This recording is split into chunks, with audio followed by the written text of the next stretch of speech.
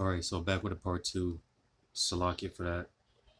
Um, Picking up where I left off in Isaiah, Isaiah chapter 37, verse 7. Well, I read verse 6 again. It says, And Isaiah said unto him, Thus shall ye say unto your master,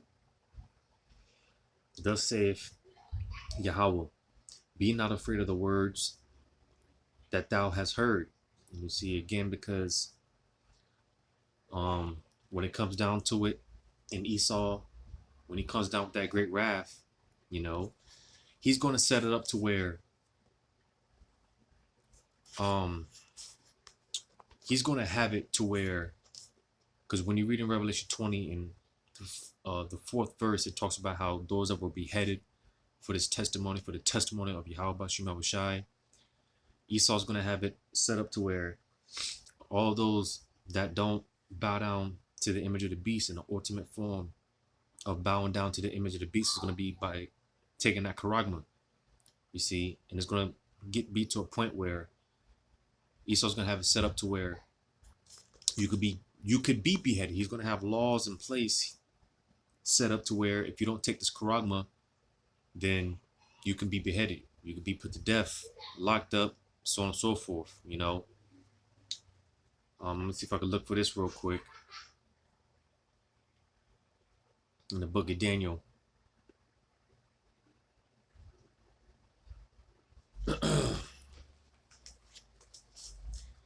Book of Daniel.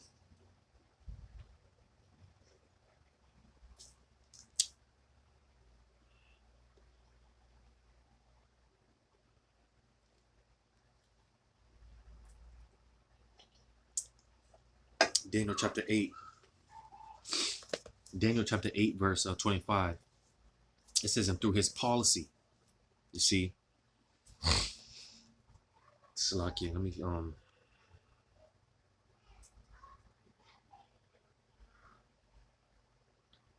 and Salakia, because I know there's like a glare, but pretty much, you know, got this foam and it's, you know, it's all cracked and whatnot, but you know, make do what we got.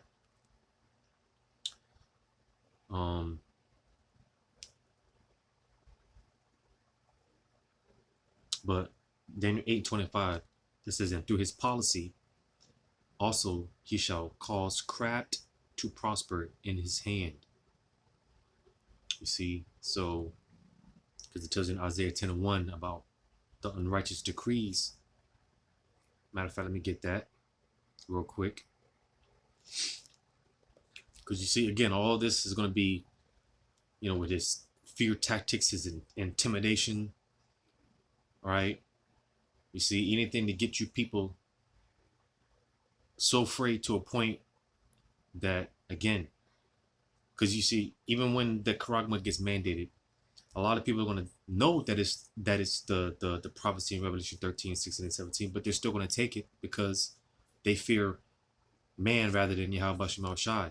So a lot of people, they're going to take that charagma. They're going to know that it's the MARK. They're going to know it, but again, you know, they're going to give in to the fear tactics. They're going to give in to the intimidation, the propaganda, like this whole thing.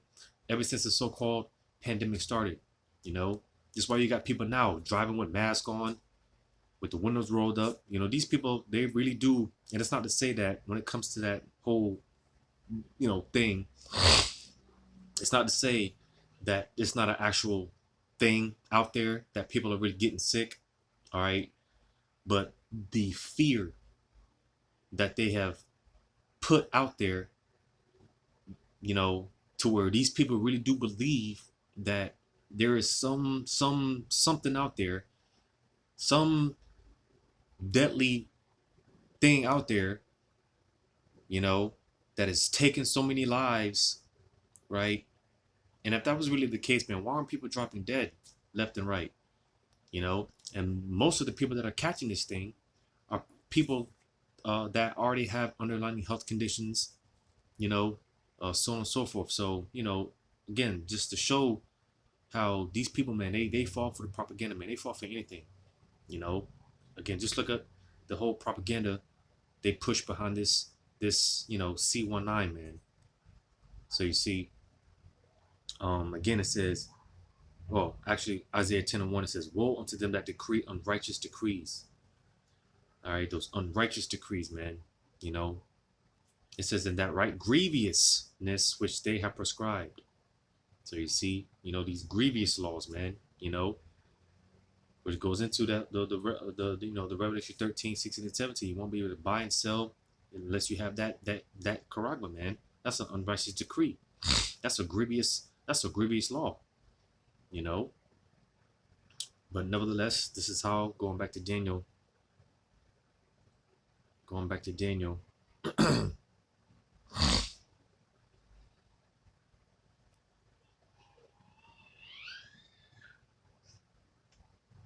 Daniel chapter 8 and 25 again. And through his policy, all right, unrighteous decrees, all right, also he shall cause the craft to prosper in his hand. You see? So again, through his unrighteous decrees, his grievous laws, his policies, his legislations, bills that they're put into place. Again, further down the line, when it's all said and done, and this thing is really out there and it's being mandated, again, he's going to have policies, he's going to have legislation, laws set up to where if you don't take this charagma, you could be put to death, you could be jailed, prison, all right, fined. Again, we got a small glimpse of that ever since the so-called pandemic started. We got a small glimpse of that, you see. And they, these elites, guys like Klaus Schwab and, these guys, man, they've been telling you, the former director of the CDC, all these guys, they've been telling you that whole C19 thing, man, that was basically a cakewalk compared to the real pandemic that's coming. You see, so this whole C19 thing has been a forerunner, so to say, for what we're gonna see in the near future, especially when this thing is mandated. Because when this charagma gets mandated, all hell is really gonna be breaking loose out here. This is gonna be the time when, Second Ezra 16, the burning wrath of a great multitude. This is when they're gonna be kicking in doors, rounding the people up, executions. This is when all these things are really gonna be popping off. Martial law. All right. You see, so again, when this is mandated, you best believe, like I said, this is, we're again going into that hour of temptation. Man. We're all gonna be tempted. Our faith is gonna be tested. And you see, Esau is gonna use all type of fear tactics, intimidation methods, all type of stuff. But the elect are not going to fold, man. No matter, and that's another thing, because we count the cost. All right, we understand. Like I said in the first part, we're gonna lose. Some of us are gonna lose family, loved ones. A lot of us we're gonna lose homes. A lot of us we're gonna lose everything. If not all of us, we're gonna lose everything. But we have counted the cost, man. We count the cost. So that was the point in that. Going back to Isaiah 37, man. And again, listen, when it comes down to it, don't the hell with these devils, man. Let them do what they gotta do. Don't be afraid, man. Don't fear these people, man. Who are they? Base men. The old Lord only allowed them to rule over us. All right, these base men, these vile men, these men that are lower than dung, because we went off. You see? But Isaiah 37:7 again, or Isaiah 37:6, and Isaiah said unto them, "Thus shall you say unto your master, thus saith Yahweh, be not afraid of the words that thou hast heard." You see, because a form of witchcraft, all right, that can come by way of words and speakings and what you say, that could be a form of witchcraft. You see, which that's one of that's one of Esau. That's one of his devices, man. His cunning methods, mechanisms. Words, man. You see, and again, don't be surprised, man. The time is gonna come when, all those We're going to see advertisements. All those, everyone needs to go to their nearest, CHIPPING stations, all right, and get the charagma. If not, then face the maximum penalty. Don't We're going to see stuff like this in the future. We hear about these things on the mainstream media about how such and such, and they're going to be showing it on the media. They're probably going to be showing it on the television. People getting beheaded that refuse to take the charagma. You see, it's all fear tactics, intimidation. All right. But the scriptures also tell you how there's no enchantment that worketh against the children of Jacob, roughly paraphrasing. So you see, we're not going to fall for that. Lord's will, the hopefully, we're not going to fall for anything that Esau, what he says, what he puts out there, his charming, smooth. We're not going to fall for any of it. Lord's will. But it says, be not afraid of the words that thou hast heard, wherewith the servants of the king of Assyria have blasphemed me. Behold, I will send a blast upon him, and he shall hear a rumor and return to his own land, and I will cause him to fall by the sword in his own land. And I believe that word blast goes into the rakah, which I believe is the spirit, if I'm not mistaken. But well, reading on, it says, so Rahab returned and found the king of Assyria warring against Libnah, for he had heard that he was departed from Lachish, and he heard saying concerning Tirhakah, king of Ethiopia, he is come forth to make war with thee. And when he heard it, he sent messengers to Hezekiah, saying, thus shall you speak to Hezekiah, king of Judah, saying, let not thy power, in whom thou trustest, deceive thee, saying, Jerusalem shall not be given into the hand of the king of Assyria. Behold, thou hast heard what the kings of Assyria have done to all lands by destroying them utterly, and shall thou be delivered? So again, talking shit, right? Let me just jump down. I'm going to jump down to verse 14. It says, and Hezekiah received the letter from the hand of the messengers and read it. And Hezekiah went up unto the house of Yahweh and spread it before the Yahweh. And Hezekiah prayed unto Yahweh, saying, O Yahweh of hosts, the power of Israel that dwellest between the cherubims, thou art the power, even thou alone. Of all the kingdoms of the earth, thou hast made the heaven and earth. Incline thine ear, O Yahweh, and hear. Open thine eyes, O Yahweh, and see, and hear all the words of Sennacherib, which hath sent to reproach the living power. You see, because when people come up against us, when they talk shit against us, right, so on and so forth, it's not about us. All right, you're not talking shit against us. You're not coming against us. You're coming against the Heavenly Father, man, and that's something that he doesn't take lightly at all. You see, so King Hezekiah, he presented this. All this shit talking, boastfulness, this proud speaking, all right? He presented this to the Heavenly Father, right?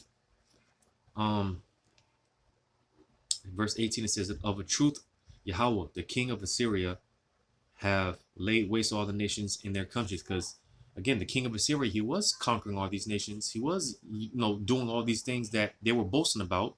They were doing these things. But again, we can't forget who allowed him. All right, who allowed it to be so? We can't forget that part. Who allowed the king of Assyria to conquer all these other nations?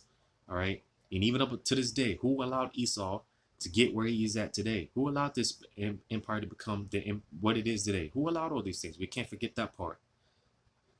That's why I said, man, the hell with these devils and what they got to say, man. Who would the Lord set them up for his purpose, man, for his will. So, let Esau do what he's got to do, man. Let him do what he's got to do. So be it. Again, it's all, whatever goes down during that time, it's all sanctioned by Yahweh Shemel Shai. It says, verse 19, and have cast their gods into the fire, for they were no gods, but the work of men's hands, wood and stone. Therefore they have destroyed them. Now therefore, O Yahweh, our power, save us from his hand, and all the kingdoms of the earth may know that thou art Yahweh, even thou only.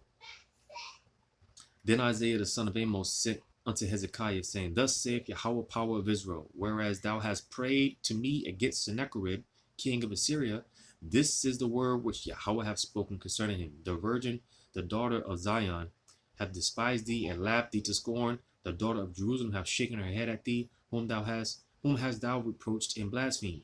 And whom against whom hast thou exalted thy voice and lifted up thine eyes on high, even against the Holy One of Israel? So you see again, when people talk shit, they come up against us, whatever the case may be, you're not doing it to us, all right? Because you see, we're the ambassadors, we're the spokesmen for Yahweh Bashim Shai. We represent Yahweh Bashim Shai. So you come against us, you put it like this: you receive us, then hey, you do well to us, then hey, it's like you're doing it well to Yahweh Shema Shah directly. You want to, curse us, do us harm or whatever, it's like you're doing it to the Heavenly Father directly. So be mindful when you come across men of the Lord. I just saw the video with an elder by the name of Manatazak. Is it Manatazak or Manatazakba?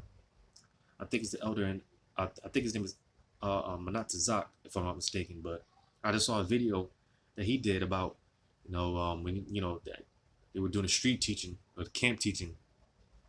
You had some Jake come up, a man and a woman, come up talking shit, calling false prophets. You see, and again, it's not us that you're coming against, man. You see, again, you want to be very mindful and careful how you deal when you come across the men of the Lord. We gotta be real mindful of how we deal, because again, you one way or the other you're being marked. One way or the other you're being marked. All right, it could be for salvation or it could be for condemnation. One way or the other you're being marked. So be careful.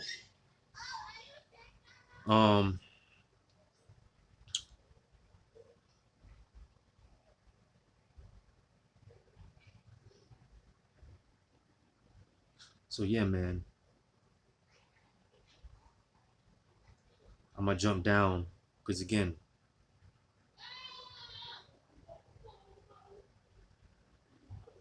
I'm gonna jump down to verse 32. It says, For out of Jerusalem shall go forth a remnant, and they that escape out of Mount Zion, the zeal of the Lord of hosts shall do this. Therefore thus saith the Lord concerning the king of Assyria, he shall not come into the city, nor shoot an arrow there, nor come before it with shields, nor cast a bank against it.